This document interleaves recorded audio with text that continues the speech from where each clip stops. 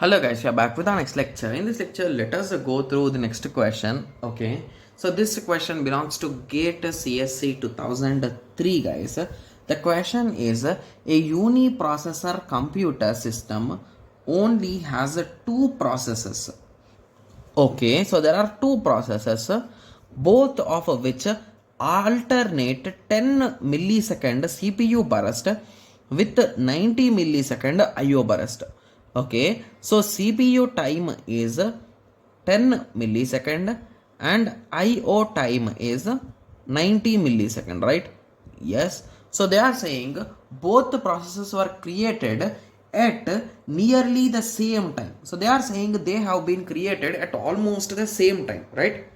Yes. So now they are saying is the IO of both the processes can proceed in parallelly. So just give me a second. Okay. So they are saying the IO time can be done parallelly.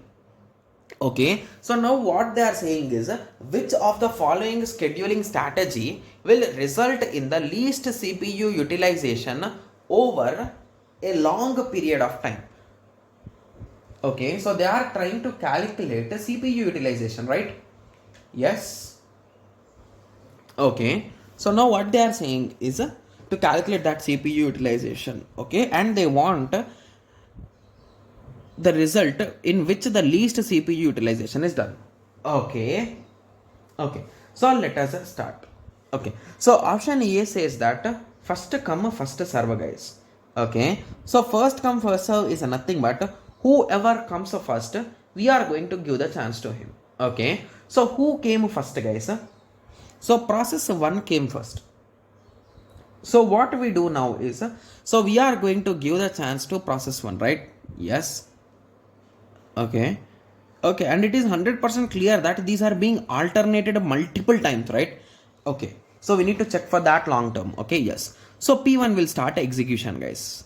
Okay, so as it is a first come first serve from 0 to 10. Okay, so I think it will be better if I write it in terms of CPU, right? Yes. So assume that this is for CPU time and this is for IO time, guys.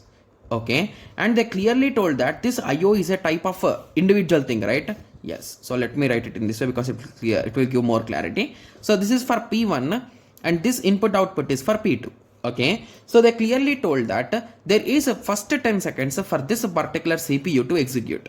Okay, so from 0 to 10 P1 will execute. Okay, and once this particular thing is done, so from 10 to 100, that is nothing but 110. So this whole duration the input output operation will be done, right? Yes. So at 110 IO operation for P1 is done. So P1 is done. So again P1 will continue from 110 to 120. So again this will continue from 120 to 100, right? Yes. So 220. So in this way it will continue, right? Yes. Similarly, when it comes to the below part, okay, so the below part, it will be starting after P1, right? So after P1, we are going to get P2. Okay, so here also you will get after this only or later. So let us cross check it. So once this particular thing is done, so at a 20, so from 20 it will start, right? Yes. So from 20 to 120 it will continue.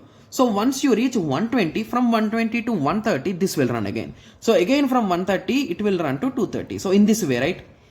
Yes. So now you understood the idea. So now what they are exactly asking is how much CPU utilization is being done.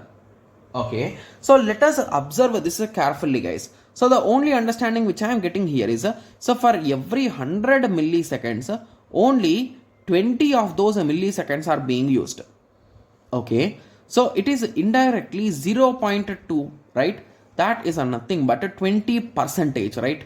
Yes. So if I use a first come first serve, the CPU utilization will be 20%.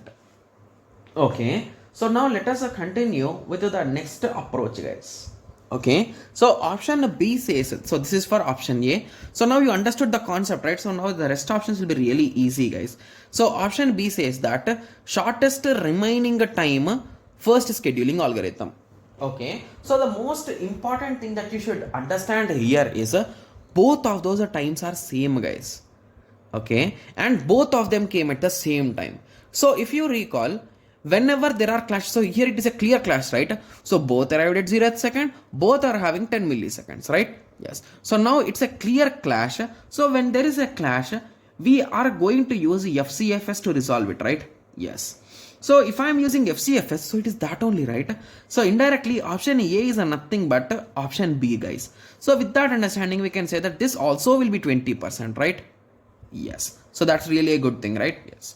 So now moving on to option C. So option C says that static priority scheduling with the different priorities for the two processes. Okay. So this is also a bit funny, guys. So the thing with respect to this particular question is the arrival time is same, the CPU burst time is same, and the IO burst time is also same. So indirectly, is there anything that if this guy executed first or P1 executed first or P2 executed first, will there be any change, guys? No. With that understanding, you can say that this is also 20%, guys. Got it? So it is indirectly equal to A and B, right? Yes. So now we have successfully eliminated option A and B and C, right? Yes. So now moving on to option D. Okay. So option D says that round robin scheduling with a time quantum of 5 milliseconds. Okay. So what we can exactly do here? Okay. So let us just start. Okay. So assume that this is our time frame. So in the same way I'm drawing, guys, I'm being clear. I'm not going to draw for input output, guys. I'll be just explaining you with my words. Okay. Yes. So they told it is 5 milliseconds, right? Yes. So the first process will start. It will use its 5 milliseconds here. So the first process is still having from 10 it came to 5, whereas P2 is still having 10 milliseconds. So now P2 will get a chance and it's a 5 milliseconds will be done. So now again P1 will get a chance, it's a 5 milliseconds will be done. So once this 5 milliseconds have been done, so 0, 5, 10 and 15. So once you hit 15, you are going to start your other process, right? The IO process. Okay. So from 15, it is going to continue up to 115, right? Yes. So now again this P2 will be starting. Okay, P2 will again take its 5 seconds. Okay, so I wrote it in the reverse, but it's okay. So by 20, P2 is done. So now P2 will start its work from 20 to 120, right? Yes. Okay. So now at what time it will again restart, guys? So this guy will restart at 115, right?